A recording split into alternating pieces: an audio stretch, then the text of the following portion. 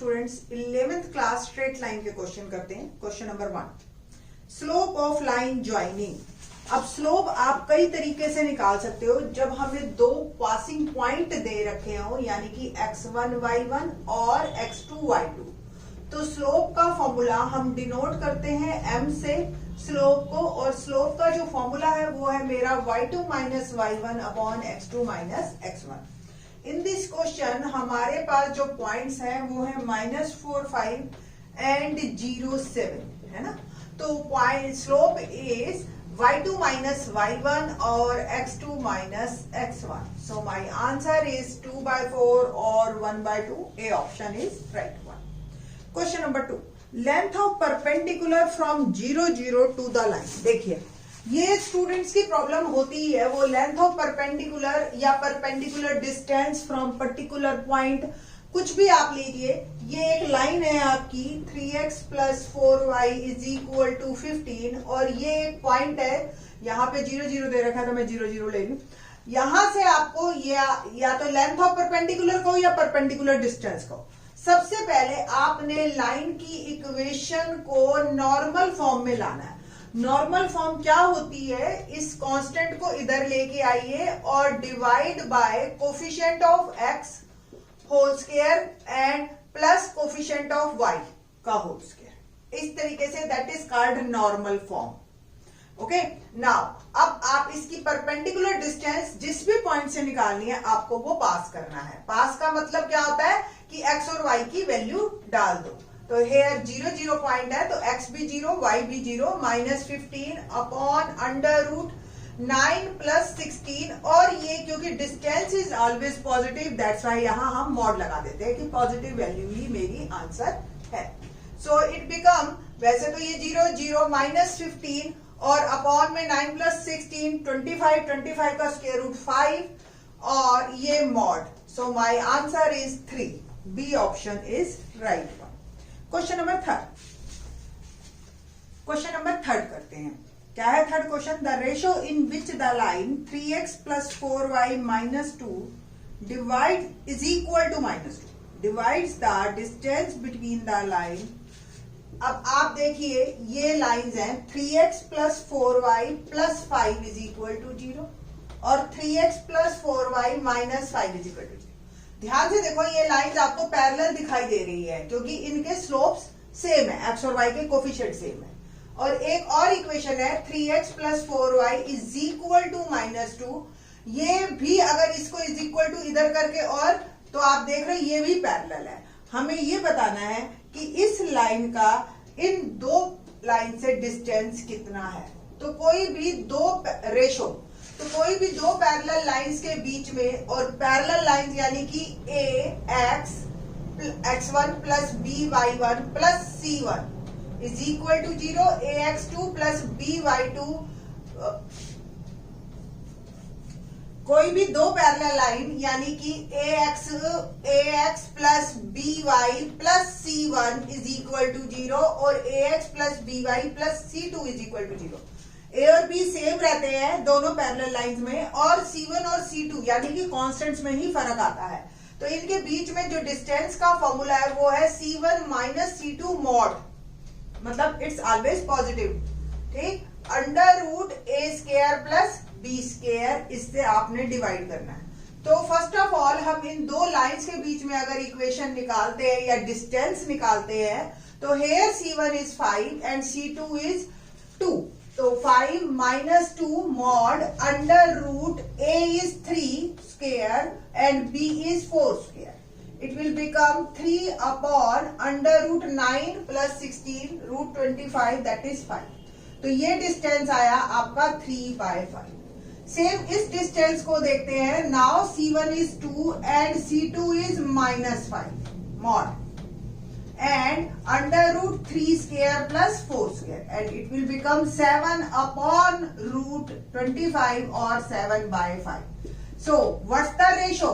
Ratio is 3:7. So my option C is correct one. So 7. Question number 4. The line segment joining the point this is divided by y-axis in the ratio. Segment joining by these 2 points. ये एक point है, let it be ए, ये एक point है, let it be B, और ये एक line segment है, is divided by Y axis. ये वाई एक्सिस से कट कर रहा है, तो वाई एक्सिस पे एक खासियत होती है कि वहां पे एक्स कोऑर्डिनेट 0 होता है, तो 0 वाई, और हमें क्या निकालना है, रेशो। ये तो अब आपका 10th क्लास का क्वेश्चन हो गया ना, है ना। तो k is to 1 ratio, x coordinate 0 है, उससे आपका रेशो निकल जाएगा बाय सेक्शन फॉर्मूला। तो k into 1 plus 1 into -3 upon में k प्लस 1, ये 0, it will become cross multiplication किया 0, k -3, सो k की वैल्यू आ गई मेरी 3, सो रेशो इज 3:1, फोर्थ का C option. Question number 5, a line passes through point 2 and is perpendicular to the line, then its y intercept। कोई भी अगर equation अगर आपको दे रखी हो हमें, और हमें स्लोप पूछा जाए, तो स्लोप का फॉर्मूला है इक्वेशन से minus coefficient of x upon में coefficient of y। So here -3/1 slope आ गया। अब हमें इस लाइन का स्लोप हमें पता चल गया है,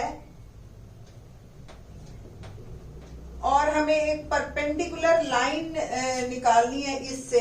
तो दो परपेंडिकुलर लाइंस का स्लोप का प्रोडक्ट हमेशा -1 होता है।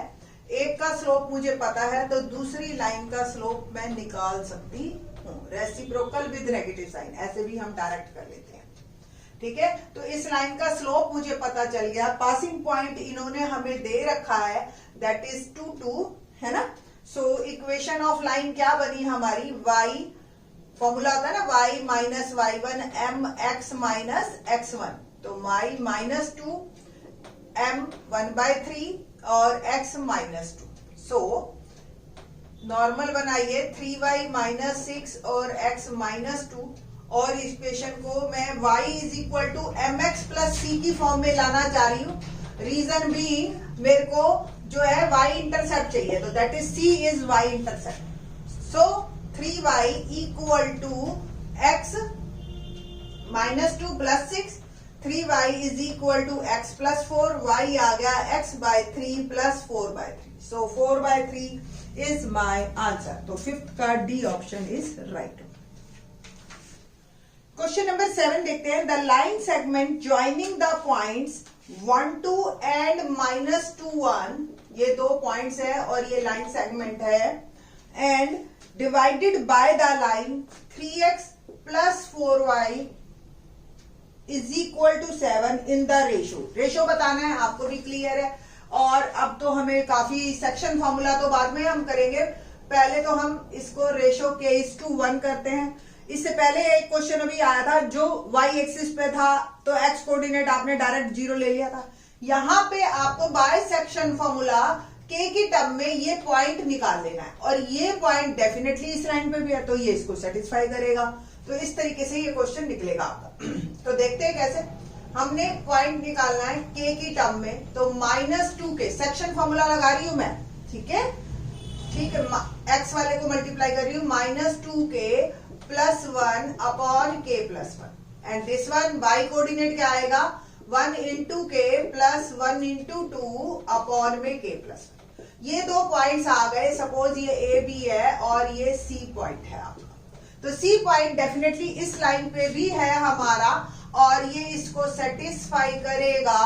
तो इट मीन्स x की वैल्यू मैं डाल देती हूँ -2k plus 1 upon k plus 1, and y k plus 2 upon k plus 1 is equal to 7, and -6k plus 3 plus 4k plus 8, 7k plus 7, ये k प्लस 1 एलसीएम लेके मैं उधर लेगी, and -2k plus 11 and 7k plus 7, 9k is equal to, देखिए k वाले एक side बाकी सारे एक साइड, तो 11 में से 7 गया 4, so my ratio is 4, k की वैल्यू आ गई 4/9, रेशो 1 यही निकाला था ना हमने, तो 4/9 रेशो 1, और वी कैन से दैट 4:9।